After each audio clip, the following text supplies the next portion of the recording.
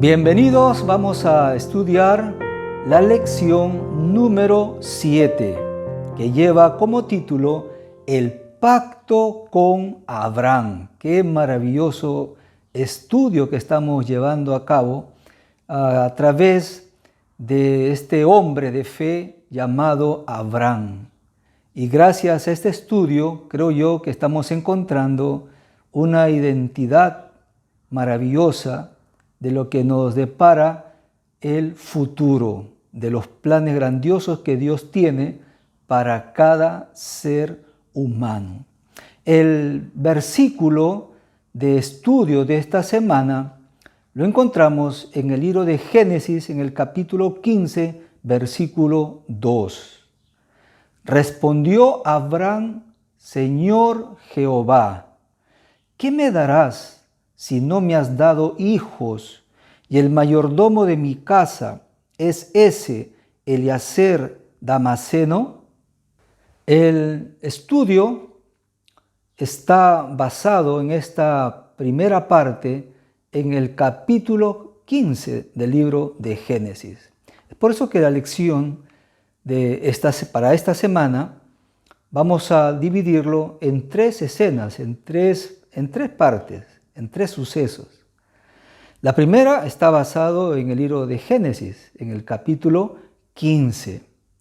Y vemos en esta primera parte del estudio dos cosas fundamentales en cuanto a lo que se refiere la fe de Abraham.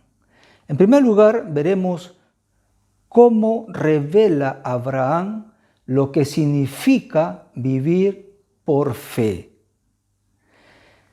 Él estaba tranquilo, era de noche, Abraham, cuando Dios se le presenta a través de visión a Abraham. Y tienen una conversación, y se nota en la conversación que Abraham, como todo padre, tenía la ilusión de tener un hijo. Habían pasado años y encima Sarai era estéril. Pero estoy seguro que él guardaba en su corazón el de tener un hijo de él mismo, pero que no se había dado. Y cuando Dios le visita a través de visión a Abraham por la noche y le dice que grande sería la bendición para él, fue propicia el momento en el cual Abraham le dice: pero Señor, mi deseo más grande es tener un hijo y no lo tengo. Solo tengo acá un jovencito que es mi mayordomo. Y el Señor, en la noche en la cual estaban, le hace mirar el cielo. Y el cielo estaba limpio y se apreciaban millones de estrellas en la órbita celeste. Y el Señor le dijo: mira, así será tu descendencia. Y Abraham, de 75 años, ¿no?, que ya había pasado, recién ahí Dios le confirma que tendría un heredero. Dice el versículo 6 del capítulo 15 que Abraham creyó a Jehová y su fe fue contado por justicia. ¿Cómo podemos entender eso? Miren, Abraham, a pesar de las flaquezas que él tuvo, a pesar de lo vulnerable que como humano él ha sido, sin embargo, la fe de Abraham siempre se mantuvo intacta. Desde inclusive antes que Dios lo llamara para sacarlo de Ur. Él siempre creyó en Dios. Siempre tenía la certeza, la seguridad de Dios. Y más aún cuando Él lo llamó para sacarlo de Ur, de los caldeos, esa fe de Abraham siempre se mantuvo. Tuvo tentaciones, tuvo dificultades, pruebas en la vida, pero aún así su fe estuvo inamovible. Es decir, que cuando Abraham creyó y se le fue contado por justicia, significa que Abraham entendió que el cumplimiento de la promesa de Dios no dependía de su propia justicia, no dependía de su propia voluntad o lo que él podría hacer de repente para favorecer a Dios. De ninguna manera. Él estaba convencido que Dios tenía que hacer cumplir su promesa. La salvación, nosotros, ningún ser humano lo gana por lo que tiene que hacer un sinnúmero de obras, de rituales, de acciones. No, de ninguna manera. La Biblia no enseña eso. La Biblia enseña que nosotros somos salvos solamente y únicamente por la gracia redentora de Cristo Jesús. En segundo lugar, podremos apreciar cuál es el significado del sacrificio que le pidió a Abraham que llevara a cabo. Recuerden ustedes que Dios, ahí en Génesis capítulo 15, del versículo 9 en adelante, Dios le dijo a Abraham que trajera unos animales, una becerra, un carnero, una cabrita de 3 años cada uno y dos aves, un palomino y una tórtola. Y tenía que sacrificarlo. Abraham sacrificó, partió esos animales, los puso y un fuego consumió. Pero este acto de cortar animales, ver chorrear la sangre y quemarse estos animales, Dios tenía un propósito, una lección importantísima para Abraham y para sus descendientes. En primer lugar, esta ceremonia sacrificial que Dios le pide que haga era para, primero, presentarle el plan sobre la descendencia de Abraham, que sí o sí Dios le iba a dar las tierras cananeas, a la descendencia de Abraham. Pero, lamentablemente, tenían que estar allí, en este caso en Egipto, más de 400 años de esclavos. A veces cuando uno lee esto, o de repente tú has leído esta parte, y te has puesto a pensar, pero ¿cómo? ¿Por qué Dios es así? Oh, amigos, tienes que entenderle a Dios. Claro, somos humanos, nuestra mente es finita, pero Dios, cuando hace algo, Él sabe por qué lo hace. Puede ser que Dios quería refinar el carácter de esa descendencia. Dios quería que sean otro tipo de personas. Porque recuerden que Dios iba a preparar a esa descendencia para que sean la luz en el mundo de aquel entonces, como el día de hoy. Dios tiene a su iglesia hoy para que seamos luces en el mundo. En segundo lugar, señalaba también este sacrificio, señalaba la muerte de Cristo, iba a haber derramamiento de sangre. Y por lo tanto, este sacrificio de Cristo representaría el perdón de nuestros pecados. Es decir, solo somos salvados por su gracia. La muerte de Cristo, el sacrificio de Cristo, tuvo un costo grandioso, la muerte del Hijo de Dios. Pero para nosotros es totalmente gratuito. Y en tercer lugar, los descendientes de Abraham, no los descendientes carnales de Abraham, de los descendientes de los hijos de Abraham, en este caso de Isaac, complementarían la descendencia de Abraham, sino que también Dios tiene descendientes, no carnales, pero sí descendientes espirituales, que por fe llegamos a ser hijos de Abraham, en recibir, entender y aceptar las promesas que Dios tiene también para nosotros, como lo tuvo con Abraham. Porque las tierras cananeas que vamos a recibir no son las terrenales, es la Canaán celestial que vamos a recibir. En segundo lugar, veremos la segunda parte de la lección, la segunda secuencia, que llevan como subtítulo las dudas de Abraham y la señal del pacto. Esta segunda parte está basado en el capítulo 16, es decir, desde los versículos 1 hasta el versículo 16. Y veremos tres inquietudes fundamentales. La primera inquietud en esta segunda parte es la duda de la promesa.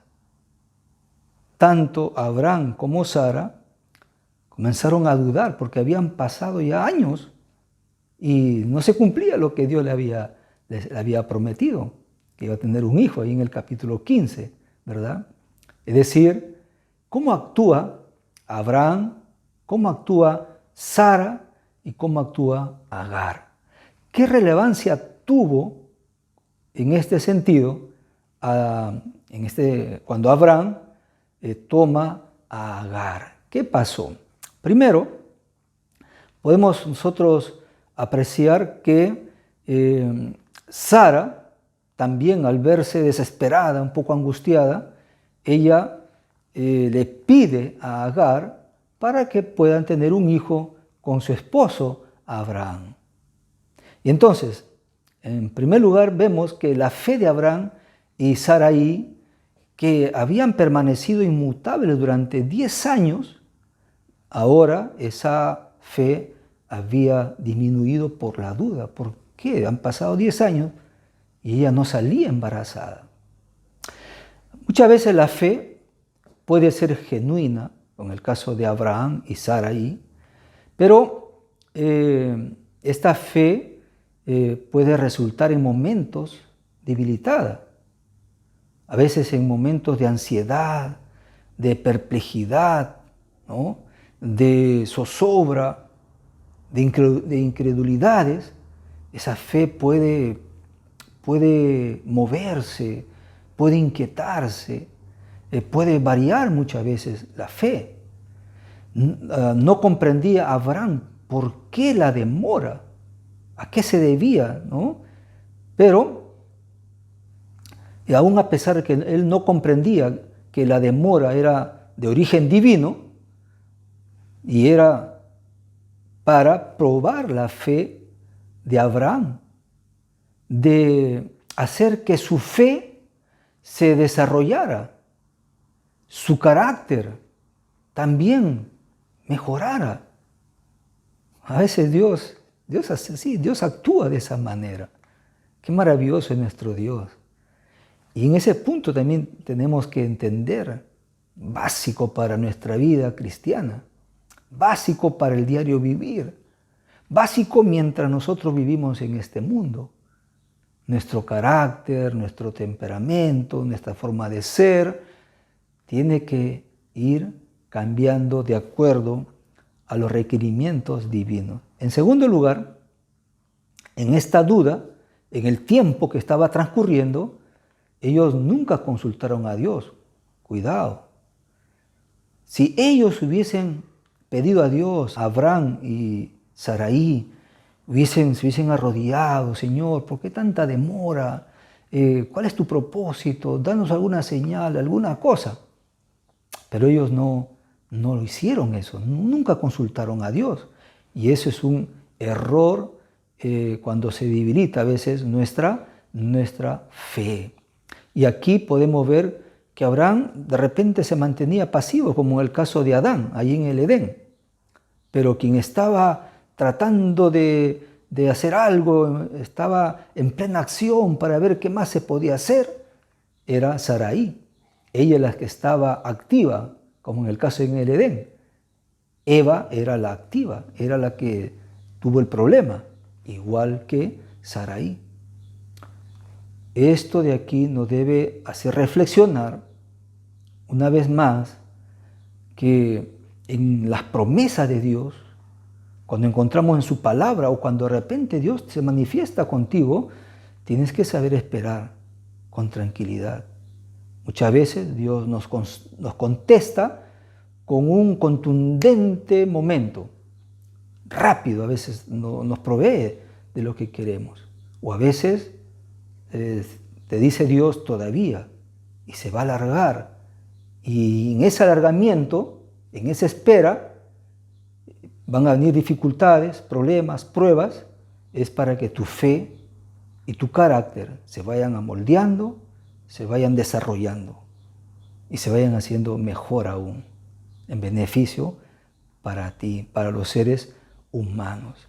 Y en tercer lugar, Saraí y Eva son historias, ¿no es cierto?, paralelas que fueron desaprobadas por Dios por esta actitud muy mal. En la segunda parte de esta segunda secuencia veremos otra inquietud. Saraí y Agar, dos actitudes en cuanto a la fe. ¿Qué podemos sacar de ellos? ¿Qué representan estas actitudes de Saraí y de Agar? En el libro de Gálatas, en el capítulo 4, versículo 23 al versículo 26, San Pablo señala algo muy importante. Presenta una alegoría de estas dos mujeres, que ya conocemos la historia, donde presenta las obras y la gracia. Las obras representadas por Agar y la gracia representada por Saraí. La recompensa inmediata del obrar humano al margen de la voluntad de Dios conduce o conducirá a problemas futuros. Cuando uno quiere, entre comillas, ayudar a Dios o hacer nuestra propia voluntad, siempre cometeremos errores. Y a veces errores garrafales, errores muy tristes. En la tercera parte de esta segunda secuencia que estamos viendo del estudio de elección, también hay otra inquietud. ¿Cuál será el significado espiritual y profético del rito de la circuncisión? ¿Qué podemos entender de esta actividad? Cuando Dios le dice que tenía que circuncidar el prepucio de todos los varones que formaran parte de su familia, de su entorno, de lo que estaban juntamente con él. Génesis capítulo 17, versículos 1 al 19. ¿Qué encontramos? ¿Qué significado podemos encontrar? ¿Qué nota espiritual podemos entender de este rito que se llevó a cabo acerca de la circuncisión? Primero, esto apuntaba a la primera profecía mesiánica. ¿Y cuál es la profecía mesiánica? Génesis capítulo 3, versículo 15. ¿Recuerdan? Y enemistad pondré entre ti y la mujer, entre tu simiente y su simiente de ella. Simiente, descendencia, prole, generación, hijos. Recuerden que el Génesis 3.15 está hablando de la lucha, ¿sí?, milenial entre Cristo y Satanás, entre los descendientes de Cristo, es decir, a través, en este caso, de Abraham y los seguidores de Satanás. Entonces, por esta descendencia de Abraham vendría nuestro Señor Jesucristo. Y Él tendría que morir en la cruz del Calvario, derramar su sangre en la cruz del Calvario para la salvación de los seres humanos. Por eso es que este evento de la circuncisión estaba inculcando acerca de este gran significado espiritual que apuntaba esta profecía mesiánica hacia Jesús. Segundo lugar, contiene este sacrificio de la circuncisión, contiene también la promesa espiritual de salvación para todo ser humano. Porque la idea siempre fue, ¿Quieres formar parte del pueblo de Israel? Tienes que circuncidarte. Y el pueblo de Israel era sinónimo del lugar de los salvados. Así como la iglesia hoy en día es el lugar de los salvados, según el libro de Hechos de los Apóstoles en el capítulo 2. Y el Señor añadía a la iglesia los que iban a ser salvos. Por lo tanto, la salvación lo encontramos cuando creemos en nuestro Señor Jesucristo, cuando tenemos la certeza de lo que Él hizo en favor de la humanidad y sobre todo en la creencia de que nosotros iremos a morar con Él para siempre. Y en tercer lugar, Dios cambia los nombres de Abraham y de Sarai. Abraham, padre de la justicia, le puso Abraham, padre de multitudes. Y de Sarai le puso a Sara. Sarai, mujer de un príncipe o princesa, y Sara, ¿no? Muy bien, es la promesa también de un futuro eterno. Muy pronto Cristo Jesús vendrá aquí a la tierra. Y cuando vayamos al cielo, así como Dios cambió los nombres a Abraham y a Sarai, Dios también nos dará un nuevo nombre. Si ustedes notan en el libro de Apocalipsis, capítulo 2, versículo 17, y en el libro de Isaías, capítulo 56, versículo 5, Dios nos colocará o nos dará un nuevo nombre. Qué maravilloso. Vamos a la última parte, donde veremos ahí dos cosas muy lindas. El hijo de la promesa y también la actitud de Abraham nuevamente con su sobrino Lot. En esta tercera secuencia, en esta última parte, el estudio está basado en Génesis, en el capítulo 18, del 1 al 15.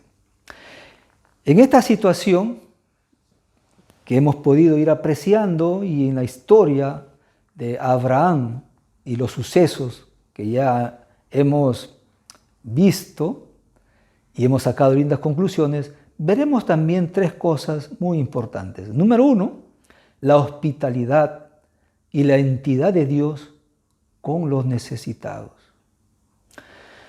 El comportamiento de Abraham hacia los extraños celestiales, recuerdan que mientras Abraham estaba ahí sentado en la puerta de su tienda, apreció que habían tres hombres, para él extraños, es decir, extranjeros, que estaban caminando por sus tierras, cuando de pronto él fue presuroso a llamarlos, invitarlos a agua, ¿no? Tanto para beber como para su limpieza, y también comida. Y él les exigió al ver a estos tres personajes extraños. Claro, nosotros conocemos que fueron embajadores del cielo. Y es muy probable que dentro de esos embajadores había uno que representaba a Dios para hacer cumplir lo que Dios quería hacer con ellos. Y ellos habían venido básicamente con dos propósitos. Uno, de hacerle o volver a mencionarle a Abraham que pronto tendría un hijo, y en segundo lugar, iban a Sodoma para destruir Sodoma.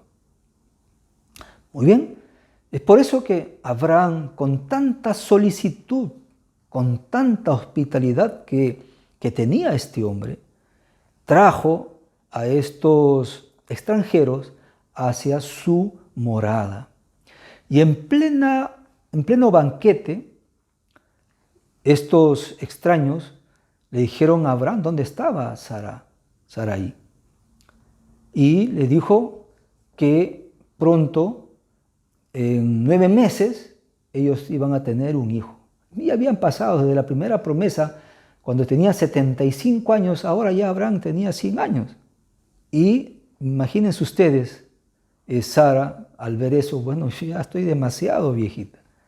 Y comenzó a sonreír Sara por esta mención que tuvieron los extraños hacia Abraham.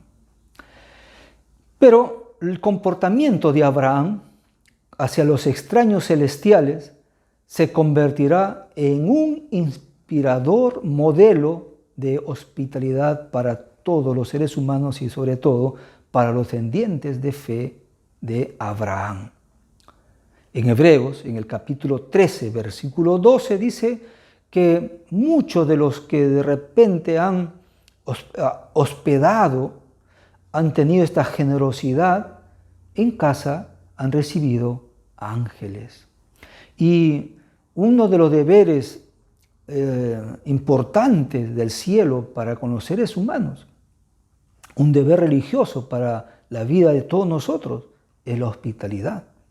Es la de, como dice San Mateo en el capítulo 25, versículos 35 al 40, en la parábola del juicio de las naciones, cuando Cristo Jesús venga, separará a la nación, al mundo, en dos grupos, en el grupo de los cabritos y en el grupo de los corderitos.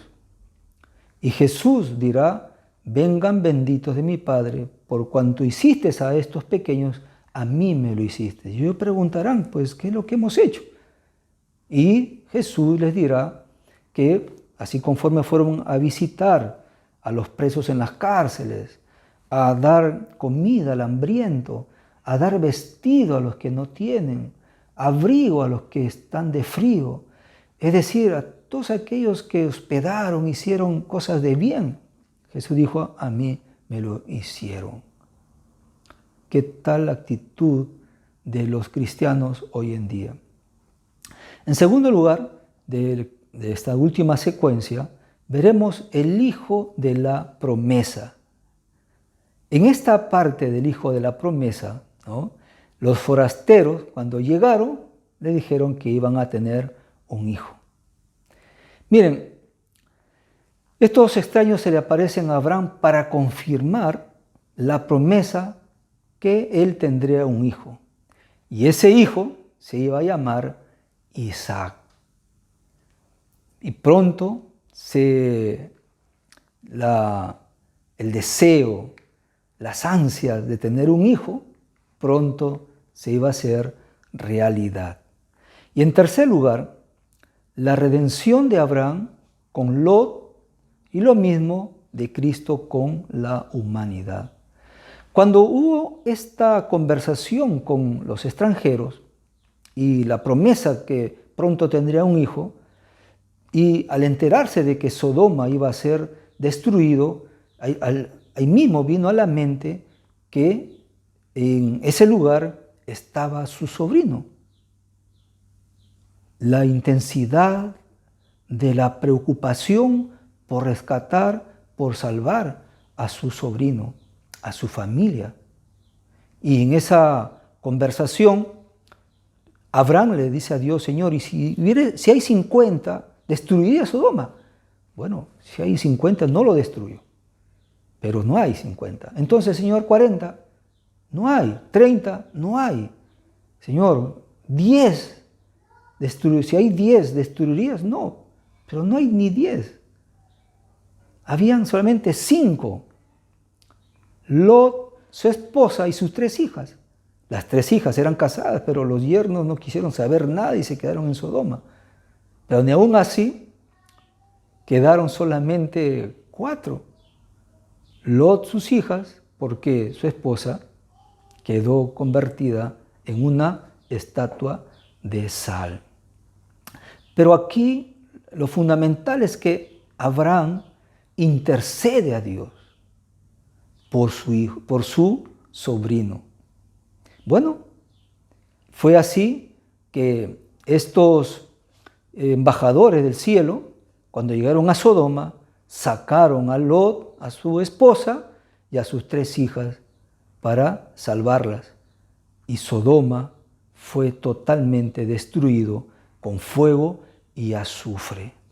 Este incidente Es un simbolismo específico y claro de lo que ocurrirá también en el futuro, cuando Cristo venga a este mundo para destruir con fuego y azufre. Es por eso que hoy en la actualidad, así como Abraham intercedió, pidió al cielo, pidió a Cristo, pidió a Dios para que libraran a Lot, así también hoy en el cielo, Cristo, nuestro Salvador, sigue intercediendo allá en el cielo por cada uno de nosotros. Hay mucha gente todavía, hay muchas personas aún que necesitan del Salvador, que necesitan de aferrarse, de colocarse en las manos de Dios. Cristo Jesús muy pronto dejará de interceder.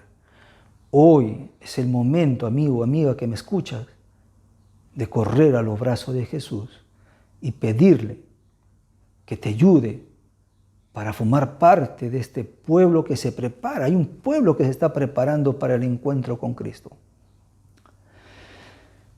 Hay 3 preguntas que sería bueno que ustedes, ahí en clase, puedan ustedes conversar. Hay 3 inquietudes que puedan ustedes dialogar y sacar una linda conclusión. La primera inquietud para resolver en clase sería: ¿cuál es la importancia del pacto perpetuo? ¿Y qué implica esto para nuestras vidas? La segunda inquietud que encontramos es: aunque Dios lo llamó y aunque el Nuevo Testamento a menudo lo pone como ejemplo de lo que significa vivir por fe, Abraham a veces flaqueó. ¿Qué lección debemos aprender de su ejemplo y cuáles no? Y en tercer lugar, algunos argumentan en contra de que Dios castigará a los perdidos, diciendo que este acto iría contra el amor de Dios. ¿Cómo es posible que Dios, siendo un Dios de amor, va a castigar, va a destruir este mundo? Hay gente que se pregunta así. Nosotros, que creemos que Dios efectivamente castigará a los perdidos, ¿cómo respondemos al argumento de que Él no los castigará? 3 inquietudes muy lindas que ustedes puedan dialogar y conversar en su clase. Que Dios pueda hacer de ti, como maestro, como coordinador o como encargado de la lección de escuela sabática, un estudio maravilloso para sacar lindas conclusiones para la vida de cada uno. Que el Señor te bendiga.